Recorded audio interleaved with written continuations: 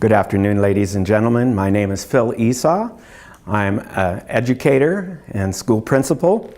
The last 2 days I spent at an educational conference listening to a variety of speakers, everybody from Daniel Pink to Jing Zhao, and a curriculum educator, to Chris Hadfield. And I think of the three speakers that stood out for me the most, Chris certainly spoke in a meaningful way that really spoke to the meaning of life. And 3 points he made. He said there's 3 goals for astronauts. The first one is to survive the blast-off. I don't know how many of us know the fact that as an astronaut, every time the rockets take off from Kennedy Space Center, there's a 1 in 38 chance that that rocket will explode. He gave the equivalent. If Air Canada had the same odds, there would be 221 planes go down a day. So it's hard to imagine. So first goal was to survive the blast-off. And the blast-off, the space shuttle sitting on a loaded bomb, holding enough fuel to push 53 million horsepower into the air. Compare that to a modern day, probably the latest Jaguar has what, 550 horsepower maybe. So it's a flying bomb over which you have no control of whatsoever, and a 1 in 38 chance of your life being over. So the first goal is to survive the takeoff. The second goal was to survive in space. How do you survive in weightlessness? How do you survive in a climate where there's nothing beyond except endlessness, where the sun intensely, if it were not for the protection on the windows or the protection of your suit when you do a spacewalk, would cook your skin. So that protection is incredibly important in surviving in space.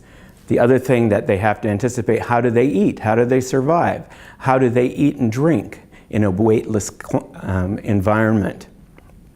The other thing that Chris did repeatedly, almost on a daily basis, was interact with students in the classroom. Gave students an opportunity to ask questions. And I don't know how many of you know that Chris Hadfield is also an avid musician, guitar player and singer.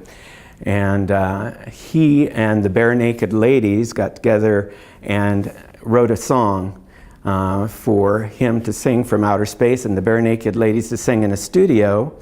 And they were joined by 700,000 students across the world using Skype and various media methods to all sing together on one day a song that the Bare Naked Ladies and Chris sang, giving those students a chance to feel at one with this man in space.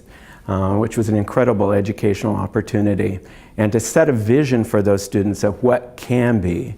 I don't know if you know, Chris Hadfield grew up in a small farm in Saskatchewan, and he talked about how when he was in space, he looked down on that small space, that small place in Saskatchewan, Moose Jaw specifically, and he looked at, there was a river, there was a railroad station, and he could see the town itself from 150 miles up in space.